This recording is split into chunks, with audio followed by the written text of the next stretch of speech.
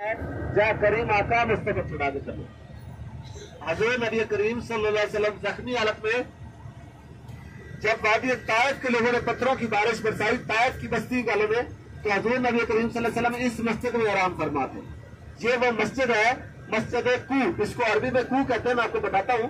इसको उर्दू में मस्जिद रसूलुल्लाह सल्लल्लाहु अलैहि वसल्लम कहा जाता है। ये वाली मस्जिद देखिए, इसका गुंबद नहीं है, इसका मीनार नहीं। पीछे वाले बहन भाई इधर ही रोकना।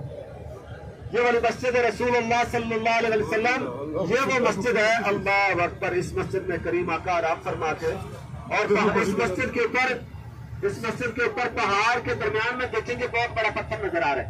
पहाड़ के दरमियान में देखिएगा बहुत बड़ा पत्थर नजर आ रहा है। नूर को रोकना।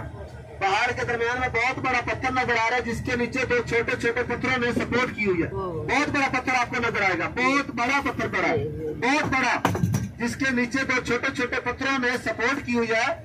सामने नजर आ रहा है, बिल्कुल सामने, ये सामने पड़ा है, ये सामने वाला बहुत बड़ा पत्थर पड़ा है पहाड़ के दरमियान में, जिसके नीचे ऐसे आपको नजर आया माशाल्लाह।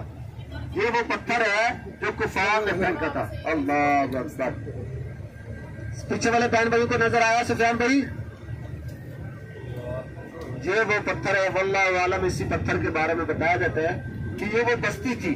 आपके सीधे आपको देखे, आपकी राइट साइड पर ये वो वादी ताइफ थी। ताइफ के लोगों की बस्ती थी 1400 साल पहले। ये आगे एक नर्सरी आ रही है, मैं दिखाता हूँ। ये जो आपको घर नजर आ रहा है ना, खंडरात नजर आ रहे हैं, वादी ताइफ की बस्ती थी। आपने सुना होगा ताइफ के लोगों की बस्ती। ये जो आपको नर्सरी वाली जगह नजर आ रही है ना, नर्सरी वाली जगह नजर आई है सबको। ये वो ताइफ के 3 बड़े सरदार थे। अभी खंडरात भी मौजूद है, अभी कुछ खंडरात मौजूद है। ताइफ के 3 बड़े सरदार थे, उनके ये घर थे। अल्लाह अकबर। और जज कराम, आपकी राइट साइड पर सीधे अक्सर आपको बहुत बड़े पहाड़ नजर आ रहे हो। आपकी